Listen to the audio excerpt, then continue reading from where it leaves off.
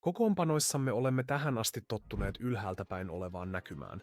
Tällä kertaa haluamme kuitenkin asentaa osia, joita ei tästä näkymästä voi lainkaan nähdä, eikä siten myöskään tarkastaa.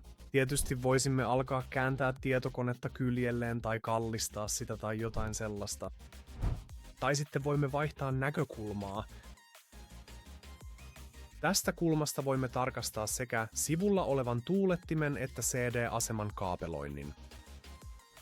Juuri tällaisia tapauksia varten on kätevää olla joustava järjestelmä, joka hallitsee useita kameroita, jotta kaikki tarkastettavat osat saadaan näkyviin joka kulmasta ilman, että itse kohdetta tarvitsee pyöritellä tarkastusta varten. Siirrytäänpä itse tarkastukseen. Tässä hyödynnämme jälleen tekoälyä. Koska olemme jo kouluttaneet vastaavia tekoälyjä, voimme käyttää niiden tietoaineistoja, emmekä tarvitse juurikaan uusia kuvia. Lisää tästä myöhemmällä videolla. Heti kun tekoälymallimme on koulutettu, luomme niillä tarkastusohjelman ja voimme aloittaa kokoonpanon. Aloitamme tuulettimesta.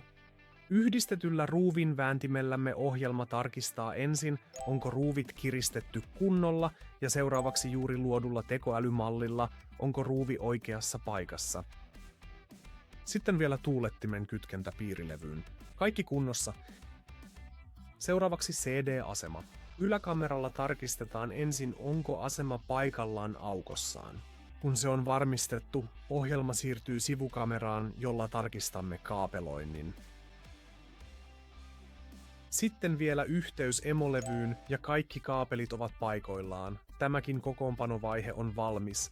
Usein uusi näkökulma on kaikki mitä tarvitaan, ainakin laatutarkastuksessa.